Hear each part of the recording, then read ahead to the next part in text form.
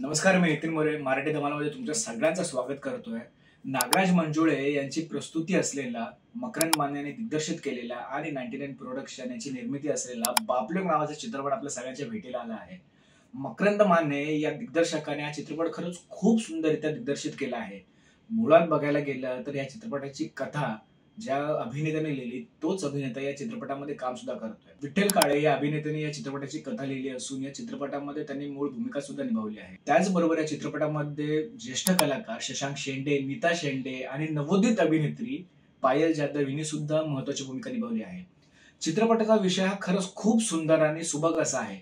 बाप आणि मुलगा या दोघांमधलं नातं, त्या दोघांमधल्या नात्यामधला दुरावा किंवा त्या दोघांमध्ये संपत चाललेला संवाद हे सारं काही चित्रपटामध्ये आपण बघू शकतो। चित्रपटाची सुरुवात ही मुलाचं लग्न ठरवण्यापासून होते आणि पुढे पुढे मुलाच्या लग्नामध्ये येणारे खूप सारे काम, त्यातलं एक काम म्हणजे पत्रिका वाटप। याच पत्रिका वाटपाच्या वेळेला मुलगा आणि बाप या दोघांमधलं नातं, या दोघांमधला प्रवास हा खूप चांगल्या पद्धतीने चित्रपटामध्ये रेखाटला आहे। या सगळ्या प्रवासामध्ये मुलाला त्याच्या वडिलांबद्दल वाटणारा तिरस्कार, त्यांच्या वडिलांबद्दल वाटणारा राग हा सारा काही या प्रवासामध्ये आपण बघू शकतो। पण पुढे पुढे जसा प्रवास सरकतो तसं त्या मुलाचा आणि त्या वडिलांचं नातं खरंच खूप चांगल्या पद्धतीने भरून येतं।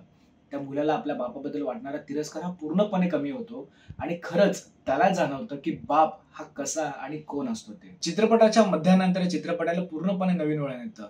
ज्या मुलाला आपल्या बापाचा राग यायचा, ज्या मुलाला आपल्या बापाचा तिरस्कार वाटायचा, तोच राग, तोच तिरस्कार चित्रपटाच्या मध्यानंतर पूर्णपणे गायब होतो। आपल्या बापावर इतर लोकांची असणारी जबाबदारी, आपल्या बापाकडे इतर लोक कशा पद्धतीने बघतात, त्यांचा आपल्या बापाकडे बघण्याचा दृष्टिकोन काय आहे, तो समजून घेतल्यानंतर या चित्रपटातला मूळ नायक हा चांगल्या पद्धतीने त्याच्या बापासोबत रुळला जातो। पुढे त्या मुलाचं लग्न सुद्धा होतं आणि त्यानंतर त्याला खरं कळतं बाप असण्याचं महत्व काय असतं ते। चित्रपटाचा गाभा ही चित्रपटाची स्टोरी जरी असली तरी चित्रपटातलं संगीत तेवढंच दमदार आहे। संगीत दिग्दर्शक विजय गवंडे यांनी या चित्रपटाला खरंच गोड असं संगीत दिलं आहे।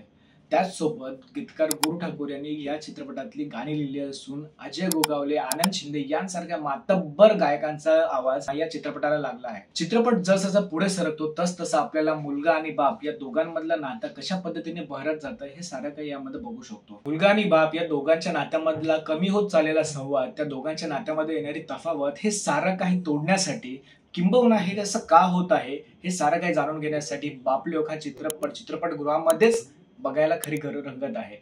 चित्रपटाचं संगीत, चित्रपटाचं दिग्दर्शन, या चित्रपटामधील प्रत्येक एका कलाकाराचं काम हे सर्रास झालं आहे आणि म्हणूनच आम्ही या चित्रपटाला देतोय 4 स्टार। यांसारखे नवनवीन चित्रपटांचे रिव्ह्यू पाहण्यासाठी, चित्रपट सृष्टीतील अनेक घडामोडी पाहण्यासाठी मराठी धमाल या आमच्या YouTube चॅनलला नक्की सबस्क्राईब करा। आणि हा जर रिव्ह्यू आवडला असेल तर लाईक करा, शेअर करा, कमेंट करा आणि हो, धमाल करायला विसरू नका।